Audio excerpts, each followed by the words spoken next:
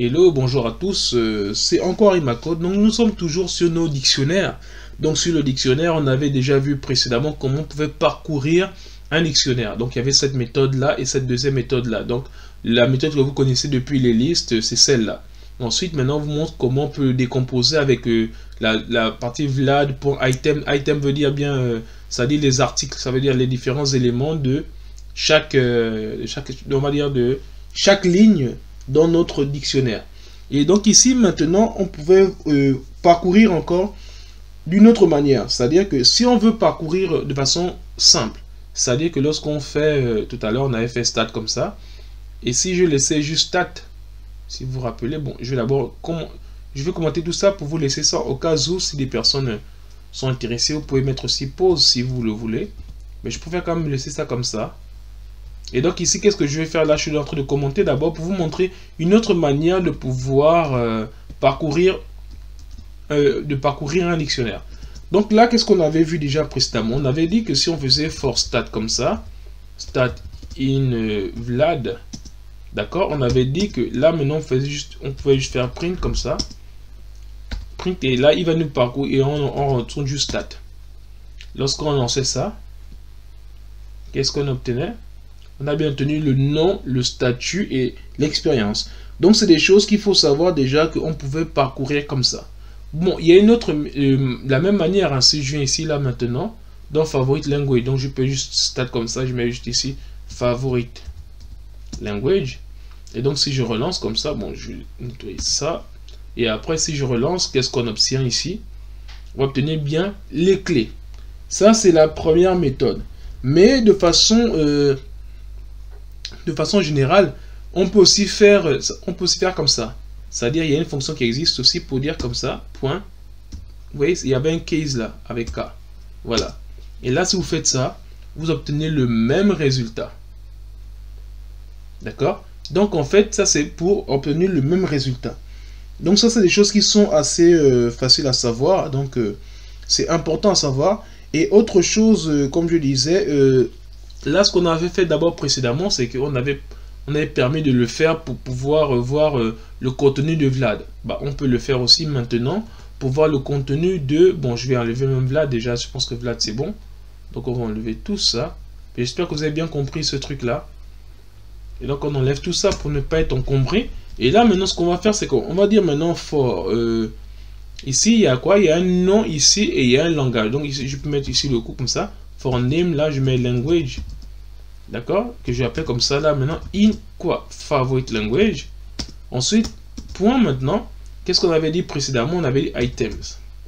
Ok, comme ça. Et là, maintenant, lorsque je mets les deux points, il suffit de mettre print. Là, je vais mettre juste name, virgule, language. Ok, donc ici, si on fait ça, vous savez bien ce qu'on obtient. Comme on l'a fait tout à l'heure déjà. On a obtenu ici Ariel ici et on a obtenu voilà chacune des clés ici et chacune des valeurs. Donc maintenant ce qu'on peut faire c'est qu'on peut le mettre dans une phrase qui sera mieux structurée. D'accord? Donc ici maintenant je peux mettre dans quelle phrase? Je vais dire ici par exemple print. Ici je vais mettre F comme ça. Je vais dire le langage préféré de. Ici maintenant on va mettre la variable là. Et là je vais mettre quoi ici déjà? Vous avez vu que c'est le name. D'accord? Le nom préféré de ça est, on va mettre ici maintenant, son langage. Et son langage, c'est quoi? C'est bien ici, language. Donc là, si je relance, qu'est-ce qu'on obtient? On a bien le langage préféré de Ariel et PHP. Bon, vous voyez que tout est en minuscule, donc je peux mettre, on va dire, ça que je vais faire ici. Je vais mettre ici, là, par exemple, le title, là. OK. Et là, maintenant, l'autre, je vais mettre upper, comme ça. Ok, et donc là maintenant si on relance, qu'est-ce qu'on obtient? On aura maintenant quelque chose de plus propre qui va nous dire le langage préféré de Ariel et PHP, le langage préféré de Rudolph et JavaScript, Harry Python et Mars C++ et ainsi de suite. Donc là vous avez vu comment on pouvait récupérer les clés d'un côté, les valeurs de l'autre. Il suffit de décomposer comme ça et mettre le nom du dictionnaire .item. Donc ce sont des choses qui sont déjà plutôt pas mal. Et maintenant si on veut rajouter... On va dire, si on veut rajouter une condition un peu pimentée là-dessus. Supposons que je vais créer un tableau. je veux créer un tableau, par exemple, je vais dire quoi? Je vais dire, bon, ce sont mes amis, mais je vais dire par mes meilleurs amis. Je vais appeler ici best friends. Ok? Supposons que je ne veux voir le langage, on va dire, je veux voir le langage que de mes meilleurs amis. Dans mes meilleurs amis, il y a qui dans mes meilleurs amis? Il y a Ariel. Ensuite, il y a Emar. Ensuite, il y a Kevina. Voilà mes meilleurs amis. Donc maintenant, ce que je vais faire, c'est que, supposons que je ne veux avoir que le langage, les autres leur disent bonjour. Mais quand j'arrive chez mes meilleurs amis, je dis bonjour, et je dis son nom, et après je dis ton meilleur langage est celui-là. Donc ici, qu'est-ce qui se passe? On va d'abord enlever ça. Ok? Ici, maintenant, je vais dire ici, par exemple, bon, de façon générale, je vais mettre print comme ça, et je vais dire bonjour. Bon, je vais mettre d'abord juste le F ici, pour pouvoir ajouter les variables. On est déjà bien habitué. Donc ici, je vais mettre là, bonjour, qu'est-ce que je vais mettre ici? Je vais bonjour, comme ça. Après, maintenant, qu'est-ce que je peux dire d'autre? Donc là, je dis bonjour. Maintenant, si, on va dire, je peux mettre une condition maintenant pour dire si, if, on va dire if name, d'accord? Maintenant, je suis name est contenu dans quoi? Dans best friend. Voilà, s'il est contenu dans best friend, qu'est-ce que tu fais? Tu vas dire ici, print comme ça. Je vais mettre F. Je vais dire, ton langage préféré est language. Qu'est-ce qu'on obtient? D'accord? On va voir ça ici. Bon, je vais d'abord mettre quand même title pour mieux présenter ça. Et là, maintenant ici, je vais mettre ici upper. D'accord? Donc là, maintenant, je vais relancer. Qu'est-ce qu'on obtient ici? Ici, il y a quoi? Il y a bonjour Ariel. Bonjour Ariel, ton langage préféré le PHP. Bonjour Rudolf. Ok, ok. Ouais, c'est bon, ok. Donc ici, qu'est-ce qu'on a? Ici, on a bien les meilleurs amis sont Ariel, Emar et Kevina. Donc ici, on a bien dit quoi? Il a bien dit bonjour Ariel, ton langage préféré est PHP. Bonjour Rudolf. Bonjour Harry. Bonjour Emma. Ton langage préféré le C++. Bonjour Esdras. Bonjour Kevina. Ton langage préféré le Python. Donc en fait, qu'est-ce qui se passe ici? Là, j'ai mis des conditions pour dire que si ce ne sont pas mes meilleurs amis, ce sont mes amis, mais ce ne sont pas mes meilleurs amis, je leur dis juste bonjour tel. Mais quand j'arrive mon meilleur ami, je dis si parmi les noms, le nom qu'on arrive, parce qu'on commence par d'abord, les noms c'est quoi? On avait dit ici, le name, c'est la première colonne et language, c'est la deuxième colonne. Donc on va dire que la première colonne, c'est le name.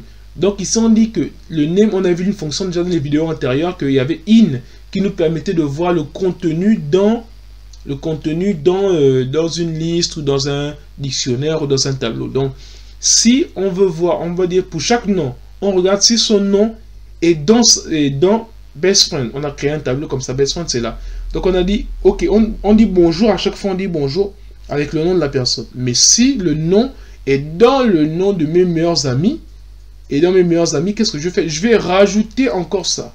C'est pour ça que lorsqu'il voit Ariel, il va donner, quand il voit Ariel, il va donner le nom de son langage. Quand il va voir, on va dire Emma, il va donner le nom de son langage. Et quand il va voir Kevina, il va aussi donner le nom de son langage. Donc, ce sont des conditions qui sont très importantes pour pouvoir voir comment on peut parcourir, non seulement comment on peut parcourir une liste dans l'ordre qui nous est proposé. Donc, l'ordre qui nous est proposé, c'est celui-là. D'accord? Donc, jusque-là, encore, on a bien pu voir des choses qui sont assez intéressantes. Et maintenant, autre chose, maintenant, si on veut parcourir, comme on a déjà, si on veut parcourir dans un ordre qui n'est pas celui-là, c'est-à-dire, supposons qu'on veut parcourir par l'ordre alphabétique. D'accord? Donc ici, si on veut parcourir par l'ordre alphabétique, il y a un truc simple qu'il faut faire. Bah, c'est juste, lorsqu'on va faire for name, on va dire quoi? Ici, je vais dire for name, j'ai écrit ça, ok. Bon, maintenant, je vais vous montrer un truc. C'est un truc simple ici. Ici, je vais mettre ça. Sorting. Ok. Maintenant, ici, on va voir ce qu'il y a dedans. Regardez. En fait, ici, qu'est-ce qui s'est passé? Regardez bien ce qui se passe. Ici, il va parcourir comme on l'a fait d'abord précédemment, mais il va le faire dans l'ordre alphabétique. Le premier, c'est Ariel. Deuxième, c'est Emma. Et pourtant, Emma n'est pas le deuxième ici, c'est Rudolf. Et après, c'est Harry. Mais il va d'abord prendre le A. Ensuite, il va prendre le E, M. Ensuite, le E, S. Ensuite, le K. Ensuite, le H. Pardon. Donc, c'est cet ordre-là. Il va prendre d'abord le H. Ensuite, le K. Ensuite, le R. Et ce qui s'est passé là, il a d'abord dit Ariel avec le A. Ensuite, le E, M. Ensuite, le E, S. Ensuite, le H. Ensuite, K. Ensuite, R. Donc là, ce qu'il a fait, c'est qu'il a juste parcouru par lettre alphabétique. Donc voilà un peu ce qu'on peut retenir rapidement sur les langages. Mais il y a un problème qui peut se poser. C'est par exemple si on veut décider de pouvoir afficher, on va dire, la liste de tous les langages qui ont été cités. C'est-à-dire ici, on sait bien qu'il y a, ici là, regardez bien ce qui se passe. Il y a quoi? Il y a PHP, il y a JavaScript, il y a Python, il y a C++, il y a Java et il y a encore Python. Donc si on veut lancer ça, on va changer ça, vous allez voir. Bon, ça c'est juste pour vous montrer un peu l'exemple. Donc je vais commenter tout ça. D'accord, j'espère que c'est compris pour vous. Là, je pense que ça a été un peu clair. Si vous avez des questions, n'hésitez pas. Si vous ne comprenez pas aussi, n'hésitez pas. Parce que déjà, ce qu'on avait fait déjà, c'est qu'on avait fait un truc spécial. On avait dit, par exemple, for, c'était quoi? C'était for, bon, je sais pas, je veux dire for name in favorite language. Maintenant ici, je print name. Je print juste name. Ok. Donc ici, qu'est-ce qui se passe? Regardez lorsque je relance.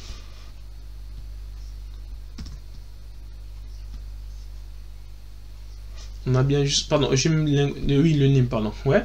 Ok, le name, c'est bien ça. On a obtenu bien Ariel. Voilà, bon, je vais mettre ici, comme ça, je vais mettre ici title.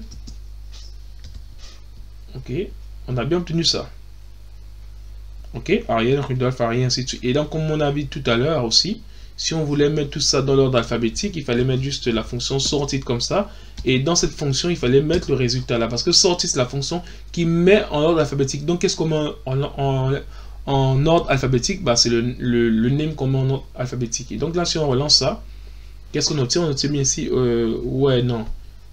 Bon, oui, à cause du print. Bon, on verra ça plus tard, mais bon, l'idée est là, c'est que